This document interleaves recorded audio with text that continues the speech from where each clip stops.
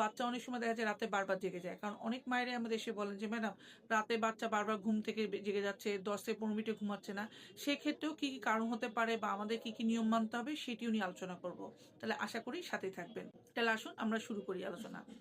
প্রথম যে টিপসটি তা হচ্ছে, আমরা কিন্তু অনেক সময় দেখা যায় বাচ্চাকে কাত করে শোয়াচ্ছি বা উপর করে শোয়াচ্ছি। এতে কিন্তু বাচ্চা অনেক সময় শ্বাসরোধ হয়ে যেতে পারে, এমনকি মৃত্যু ঝুঁকি, যেটাকে আমরা বলি SIDS, অর্থাৎ সাডেন ইনফ্যান্ট ডেথ সিনড্রোম হতে পারে। তাই বাচ্চাকে কখনোই আমরা, বিশেষ করে একটি নির্দিষ্ট বয়স পর্যন্ত, আমরা যেটা বলি 4 থেকে 6 মাস পর্যন্ত, আমরা চিৎ করেই শোয়াবো, কাত করে বা উপর করে শোয়াবো না। এর পরবর্তী দেখা যায় 4 থেকে 6 মাসের বাচ্চা অনেক সময় দেখা যায় নিজে থেকে উপর হতে পারে বা এপাশ ওপাশ হতে পারে, তখন ততটা ভয়ের না, কিন্তু তার আগ পর্যন্ত আমাদের চেষ্টা করতে হবে বাচ্চাকে চিৎ করে শোয়ানো।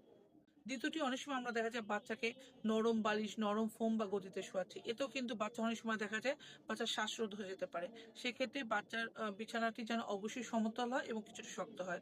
এবং সাধারণত বলা হচ্ছে যে 1 বছর পর্যন্ত বাচ্চার মাথার নিচে বালিশ না দেওয়াই ভালো।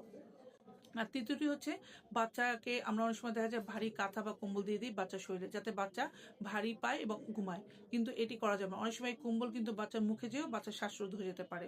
তাহলে এই 3টি গুরুত্বপূর্ণ টিপস অবশ্যই মানতে হবে।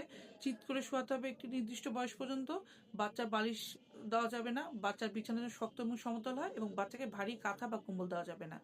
এর সাথে করতে হবে কি আর কয়েকটি নিয়ম, যেটা আমরা বলি বাচ্চা বারবার জেগে যায়, কয়েকটি কারণ হতে পারে। একটি হচ্ছে, অনেক সময় দেখা যায় আমরা বাচ্চাকে যে কাপড় চোপড় পরেছে সেই কাপড় চোপড় পরে হয়তো ঘুম পাড়িয়ে দিচ্ছি।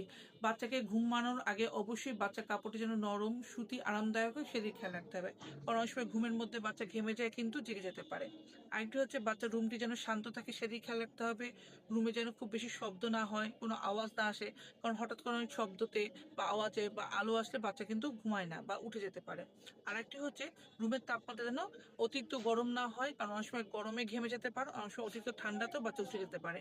তাই তাপমাত্রা যেন ঠিক থাকে বা সেদিকেও খেয়াল রাখতে হবে। তাহলে প্রথম 3টি গুরুত্বপূর্ণ টিপস তো অবশ্যই মানতে হবে, এবং সাথে এই কারণগুলো যদি আপনারা খেয়াল করুন যে এগুলো করছেন কিনা বা হচ্ছে কিনা, তাহলে আশা করি বাচ্চা ঘুমের মধ্যে বারবার জেগে যাবে না।